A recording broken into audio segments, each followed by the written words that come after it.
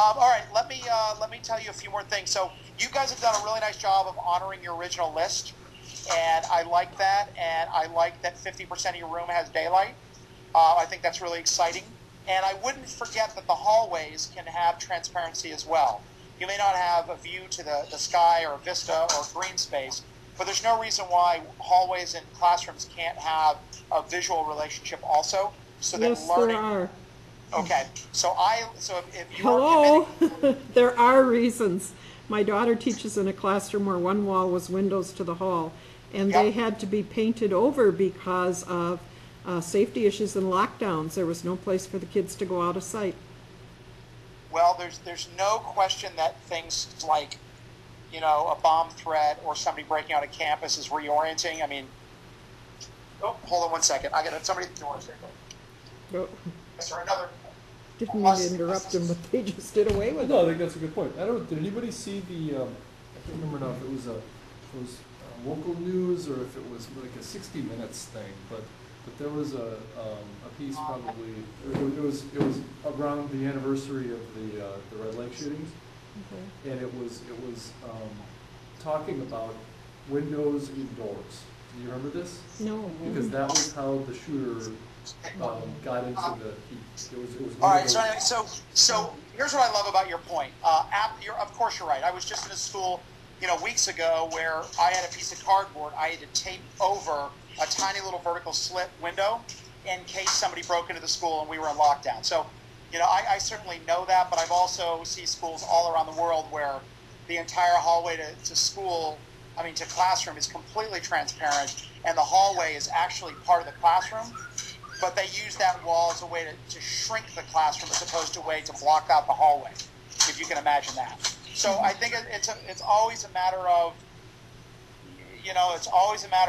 culture and society shifts, and our vision for how to manage and protect and use those spaces in practical ways and innovative ways, that's in flux. But so yes, I agree. I don't want to dismiss your idea, but I also know there are plenty of examples where those solutions have been enacted, and they've just found other ways to do that very same thing.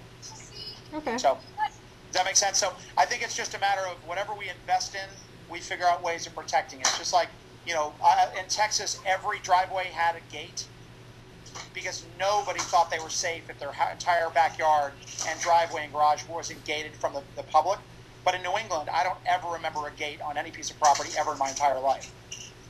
So, I think it's a matter of what's the cultural norm and what what people can digest, and also, frankly, whether or not they're serving one end and failing another end. So, these are wide open discussions. By no means telling you what the right answer is. It's just those are fair game discussions when we start at ground zero with clients and communities and stuff. We have to discuss safety and security and sight lines. We want kids to be free and outdoors, but we also don't want anyone to get on campus.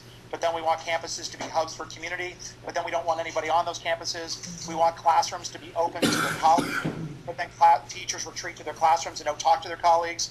So, if we run a school based on testing, we design it a certain way. If we design it based on innovation and creativity, we design it another. But it doesn't mean you can't have safety and innovation at the same time. So, but I understand. I know all kinds of retrofitted reasons why people have painted over windows. I know lots of painted over windows I've seen. I have a colleague who he took out the windows between an office and his classroom, and he took out the windows and put in whiteboards. He didn't want anybody in his office to see into the classroom and vice versa. So, and I don't know why. I sort of know why, but then he used it as whiteboard. So I'll just leave it. I'll leave it at that. I'll tell you that he came up with an innovation, but I think he was serving a different spirit, a different God that day, and he just argued it well. So things are what they are. All right. So let's go. I'm up at the top drawing now, and I'm just trying to make sure I can manipulate it. I'm realizing that what I'm trying to do is go up and down. So in terms of your solution, clearly, what I like is that you're table-based rather than, collaborative team-based, rather than individual students having their own desk. So if we didn't do anything provocative and we just said we're committing to teams of kids, what I would love to know is, a lot of teachers do that. They take individual desks and they just orient them into teams of 4, but really it's just desks. And but I rarely see teachers at the elementary level really help their kids be team oriented. It's more a matter of just it's a management choice more than it is anything else. It's a way of creating little homes, little teams, but they don't really do robust teaming. And it's not project based. So if your classroom, if I go back to the beginning, and I think both of you talk about project based learning, in addition to the technology, is if this is a project based curriculum and teaming is really embraced, I think that's a perfect place to start. So I like that. And obviously, the only weakness is with a round table, you can't put them together and create larger versions of that.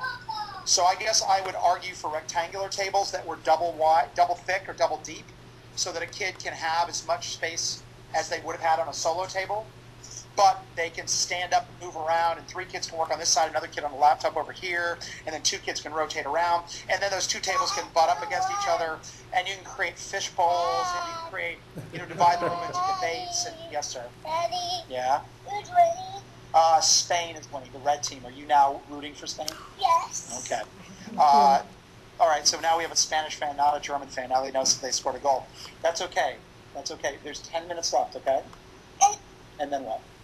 And then who's winning? Well, I don't know. Let's find out. If the white team does not score, then the red team, Spain, wins. Okay? You mean they're going to try to block it? Yes, the white team is going to try to block it. Yeah, and the red team should. Okay, so that to me is, I love round tables until you want to go from 4 to 8 or 4 to 12. So, and I had to make a similar decision recently. I went away from chair desks and convinced my school to invest, a lot of money in terms of tables for my room, and no other classroom had this, so it was a real, I had a leap of faith and tell a good story. And I had a choice between round and a lot of variations, and eventually went with rectangle that were double deep, so that no kid had to lose space to be part of the team. And then throughout the year, we would just orient them in multiple ways. So at certain times of the year, we had one big rectangle where I was in the center of it. Other times where we had kind of a unit of tables in the center, where some kids were in the middle talking and other kids were taking notes or podcasting or blogging on the edges, called the fishbowl. Other times I would create a team over here and a big team over here. Other times I would create really formal rows of tables, all kids facing the same direction for testing and that sort of thing. So I guess for agility and flexibility is I would move away from round and go to rectangle, if that would be doable. What do you think of those rectangle tables that are angular on the 2 ends?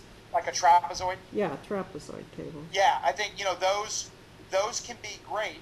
Again, everything has a cost and has a benefit. So as long as whoever the users of the room could imagine how those trapezoids by themselves would allow teaming. Mm-hmm. Usually when people do that, it tends to be one person when it's really generous, or maybe 2 are stuffed against it because the long end is a little bit long. It's almost wide enough, but the chairs have to sort of go around those outside legs. But when they're aligned and teamed up, those tables can be great. You can create that kind of U arrangement, which a lot of teachers like, where they're kind of in the middle of the U. Mm-hmm. So I'm still a believer in the rectangles have the greatest flexibility, but I'm not going to quibble over that. Because I know the spirit of what you're going for, and I would just love for this to be project based and team based, so that those tables can be defended. Otherwise, I think somebody could say, we need a bunch of desks, and you could turn them into little rectangles or squares or circles if you need to. But that's a minor thing. So I'm on board with what you're doing.